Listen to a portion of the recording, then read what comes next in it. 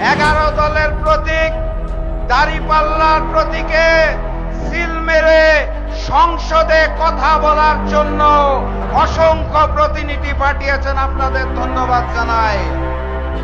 কিন্তু একই সাথে সাথে সেই নির্বাচনে ম্যানেজ ভোটের মাধ্যমে মিয়া গোলাম পরোয়ারের মতো খুলনার রয়্যাল বেঙ্গল টাইগারদের সংসদে যেতে দেওয়া হয় নাই। আমরা এই নির্বাচনকে ধিক্কার জানাই। এই নির্বাচনের পূর্বের ভাষণে আপনাদের আহ্বান জানিয়েছিলাম, গণভোটে হাকে জয়যুক্ত করতে হবে। আপনারা গণভোটে হাকে জয়যুক্ত করেছেন, কিন্তু ম্যানেজ ভোটের মাধ্যমে যারা রাষ্ট্রীয় ক্ষমতা দখল করেছে তারা জুলাইয়ের শহীদের রক্তের সাথে বেইমানি করে জুলাই সনদকে মানতে চায় না। কথাবার্তা পরিষ্কার, গণভোটের আলোকে জুলাই সনদ বাস্তবায়ন করতে হবে।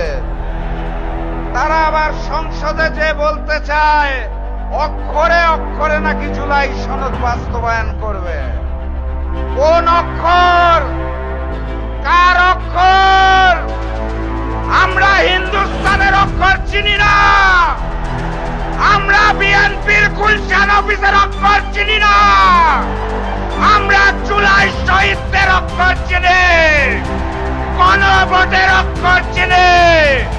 গণভোটে যেই রায় এসেছে সেই অক্ষরে জুলাই সনদ বাস্তবায়ন করতে হবে। কথা ঠিক আছে তো নাকি? প্রস্তুত আছেন তো নাকি? যদি না হয় সংসদে, সমাধান হবে রাজপথে। সংগ্রামী সাথী এবং বন্ধুগণ, আকাশে প্রচন্ড রোদ, প্রচন্ড তাপ। এই আকাশে কালো মেঘ দেখা যাচ্ছে, ছুটে আসছে ওই হিন্দুস্তান থেকে অখণ্ড ভারতের স্বপ্ন দেখা হচ্ছে। ভারত থেকে নবনিযুক্ত হাই কমিশনার এসে অখণ্ড ভারতের গল্প শোনাতে চায় আমাদের। আমরা স্পষ্ট ভাষায় জানিয়ে দিতে চাই, আমাদের ভূখণ্ডের সিদ্ধান্ত 1947 হয়েছে, 1971 হয়েছে, 2024 হয়েছে। আমাদের স্বাধীনতা এবং সার্বভৌমত্ব নিয়ে ছিনিমিনি খেলার চেষ্টা করবেন না।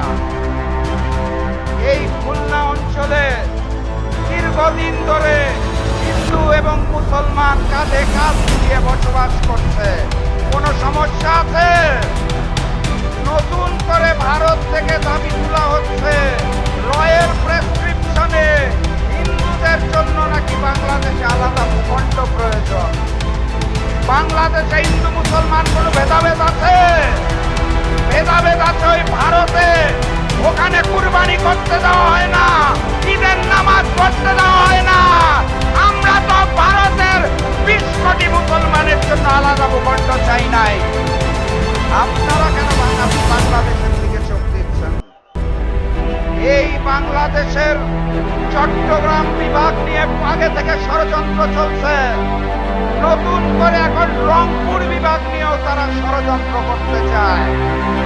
কথাবার্তা পরিষ্কার, আমার চট্টগ্রাম, আমার রংপুরের দিকে চোখ দিলে ওই হিন্দুস্তানের 7 সিস্টার চুন্ড বিচুন্ড হয়ে যাবে ইনশাআল্লাহ। সংগ্রামী সাথী এবং বন্ধুগণ, বক্তব্য দীর্ঘায়িত করব না। বাংলাদেশের স্বরাষ্ট্রমন্ত্রী, তিনি ভারতের মুখ্যমন্ত্রীর ভাষায় কথা বলেন। বাংলাদেশের ম্যানেজ ভোটের প্রধানমন্ত্রী, তিনি জবান খুলতে পারেন না। তাদের জানিয়ে দিতে চাই, যত যেন পররাষ্ট্রনীতি ত্যাগ করুন, স্বাধীন সার্বভৌম বাংলাদেশের জন্য এবং গণভোট বাস্তবায়নের জন্য 11 দল রাজপথে নামবে এবং বিজয় ছিনিয়ে আনবে ইনশাআল্লাহ। প্রস্তুত আছেন? খুলনার বাঘেরা প্রস্তুত? আওয়াজ তুলুন, নারায়ণ থাকবে, নারায়ণ